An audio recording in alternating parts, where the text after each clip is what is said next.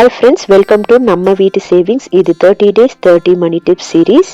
இன்னைக்கு டே 6ல முக்கியமான ஒரு சேவிங்ஸோட ஃபர்ஸ்ட் ஸ்டெப்பை பற்றி பார்க்க போகிறோம். நீங்கள் எவ்வளோ இன்வெஸ்ட்மெண்ட் பண்ணுங்க, இல்லை எத்தனை வேணா நீங்கள் சேவ் பண்ணுங்க, ஆனால் இந்த ஸ்டெப்பை கம்ப்ளீட் பண்ணாமல் நெக்ஸ்ட் ஸ்டெப்புக்கே நீங்கள் போகக்கூடாது. ஒரு மெடிக்கல் எக்ஸ்பென்ஸ் வருது, இல்லை ஒரு சடனாக ஒரு ஜாப் லாஸ் வருது, இல்லை சடன் ஒரு ரிப்பேர் நடக்குது, அதை கண்டிப்பாக நம்ம சேஞ்ச் பண்ணி தான் ஆகணும். இந்த மாதிரி விஷயங்கள் வரும்போது நம்ம ஒரு பர்சனல் லோன் இப்போல்லாம் ஆப்பில் ஈஸியாக கிடைக்கிது. ஸோ பர்சனல் லோன் இஎம்ஐன்னு அப்படி போகும்போது தான் இது நம்ம லைஃப்பை ரொம்ப டேமேஜ் பண்ணுது. நம்ம லைஃப்ல வர்ற ஒரு எமர்ஜென்சி நம்ம 6 மாச சம்பளத்தை அப்படியே சாப்பிட்ருது. இதுக்காக தான் ஃபர்ஸ்ட் நம்ம எமர்ஜென்சி ஃபண்டை சேர்த்து வைக்கணும். நீங்க சேவிங்ஸே ஸ்டார்ட் பண்றதுக்கு முன்னாடி ஃபர்ஸ்ட் எமர்ஜென்சி ஃபண்டை தான் நீங்க சேர்த்து வைக்கணும்.